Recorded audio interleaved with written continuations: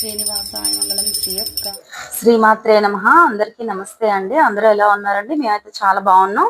Morning ఉదయం నేను పెట్టిన పూజా వీడియోలో చూసారు కదండి, ఉపవాసం ఎలా ఉండాలి, ఉపవాస దీక్ష ఎలా చేయాలి, ఉపవాసం ఉన్న వాళ్ళు ఏం తినాలి, ఏం తాగాలని పెట్టాను కదా. సాయంత్రం నా పూజ అయితే పూర్తయిపోయిందండి.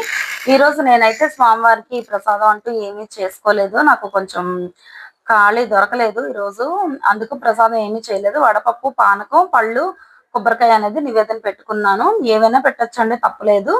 ఈ రోజు ఉపవాస దీక్ష ఉన్నవాళ్ళు సాయంత్రం మీరు పళ్ళు తినొచ్చు, లేదు అంటే ఎర్రదుంపలు, అదే చిలకడ దుంపలు అంటారు కదా, అవి ఉడకబెట్టి బెల్లం వేసుకొని అయినా తినొచ్చు. లేదా అంటే గోధుమ నూకతో చేసిన ప్రసాదం స్వామివారికి నివేదన పెట్టి అది కూడా తినచ్చండి, తప్పేం లేదు.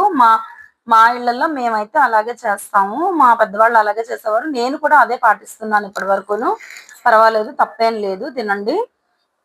అయితే రేపు ద్వాదశ పారణ ఎన్ని గంటలకు చేసుకోవాలి ఏంటి అనేది చెప్తాను.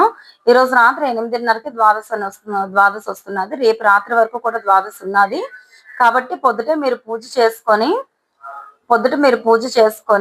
పూజ అనేది చేసుకొని వంట కూడా చేసుకొని ఒకసారి గుడికి వెళ్ళి స్వామివారి దర్శనం చేసుకొని వచ్చి ఆ తర్వాత మీరు స్వామివారికి మహానైవేద్యం అనేది పెట్టాలి. పప్పు, కూర, ఒక పచ్చడి అనేది చేసుకోండి తప్పకుండా. పెసరపప్పు అయినా కందిపప్పు అయినా ఏదైనా చెయ్యొచ్చు. ఆ పప్పు, కూర, అన్నం, పచ్చడి అనేది స్వామివారికి వాటి మీద కాస్త నెయ్యి వేసి స్వామివారికి నివేదన అనేది పెట్టండి. వీలైతే ఒక అతిథిని పిలిచి భోజనం పెట్టుకోండి. వీలు కాని పక్షంలో తప్పేం లేదు. మనం స్వామివారికి నివేదన పెడుతున్నాం కాబట్టి తప్పేం లేదనమాట. ఆ తర్వాత మీరు స్వామివారికి మహానైవేద్యం పెట్టిన తర్వాత మీరు భోజనం చెయ్యొచ్చు.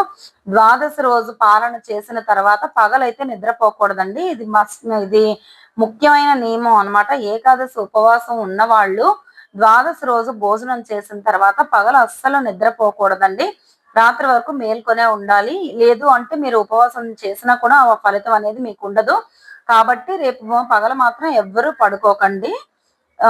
మంచి మంచి పూజా వీడియోస్, వంటల వీడియోస్ అన్ని కూడా మీకు అప్లోడ్ చేస్తూ ఉంటాను. మీకేమైనా డౌట్స్ ఉన్నా కూడా నాకు కామెంట్ చేయండి.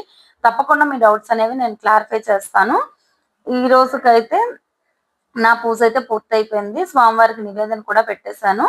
రేపు నేనే వంటలు చేశాను, ఎలా పారణ చేశాను అనేది రేపు మీ వీడియోలో అప్లోడ్ చేస్తూ ఉంటాను. మరిన్ని మంచి మంచి పూజా వీడియోలు, వంటల వీడియోల కోసం నా ఛానల్ అయితే సబ్స్క్రైబ్ చేసి పెట్టుకోండి. ఈ వీడియో కనుక నచ్చితే లైక్ చేయండి, షేర్ చేయండి, ఎలా ఉందన్నది కామెంట్ చేయండి.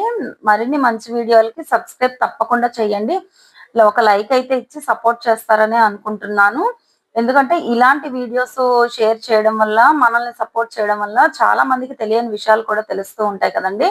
తప్పకుండా ఒక లైక్ ఇవ్వండి, ఇచ్చి ఛానల్ని సబ్స్క్రైబ్ చేసి పెట్టుకోండి. థ్యాంక్ యూ సో మచ్ అండి. శ్రీమాత్రే నమః.